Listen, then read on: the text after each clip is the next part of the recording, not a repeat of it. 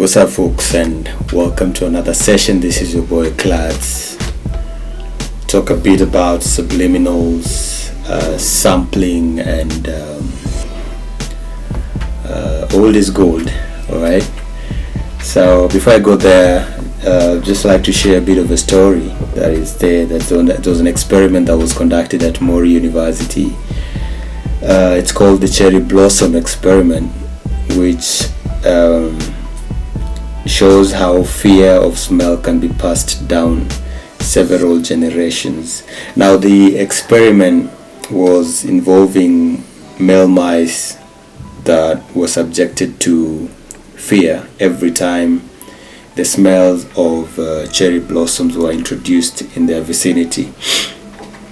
So what the guys were doing is that they would bring the cherry blossoms near the mice, and every time the mice could smell the cherry blossoms, they introduced mild shocks on their feet, and the mice acted in fear. So that was kind of like inducing fear and relating that fear to the smell of cherry blossoms.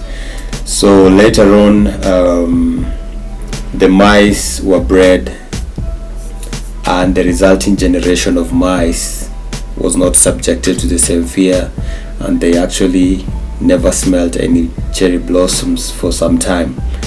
And then after, I think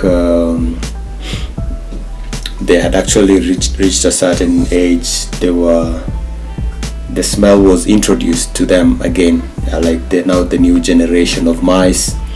And every time the cherry blossoms were introduced in their midst, the resulting generation of mice actually acted in fear. All right, and that kind of like shows that fear could travel from generation to generation. All right, and I do understand that we live in a vibrational universe, and everything is actually a vibration around us. And if you dig that concept, then you probably get what I'm talking about. Our whole body kind of like registers different vibrations, right, from our brains or minds.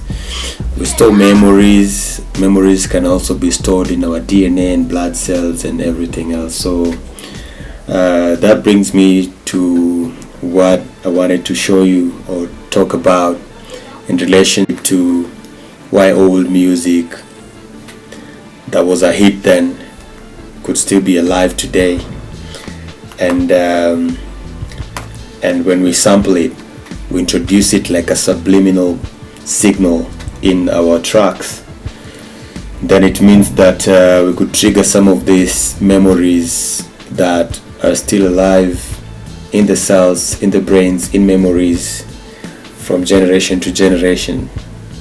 Alright, so when producers do sample, and especially from hit music that was there from way back, sampling would mean that a producer takes a bit of the sound that was felt in the old music. It could be part of a guitar, part of a keyboard track, it could be part of a bass line or drum pattern, okay, or just some sound that is there. It could even be a vocal that was there, just to pick like a single bar from that particular vocal or the particular sound that you're listening to, and adding that as ingredients in your new sound creation. All right, so when you do that, that is what I call the subliminal messages that you introduce inside your track. It's kind of like rejuvenates some memory or some form of vibration in your music. And when someone listens to that, if they're coming from a generation that's been listening to similar sounds, then they kind of like relate to that particular sound, and they'll be like, there's something about this sound that I can't really tell, but I like the sound, I like this sound, you know. It's because this sound is talking to them, you know. Like attracts like, okay. This sound is talking to them because the sound already exists in them, and it has been there for generations and generations. So you're just bringing back these memories.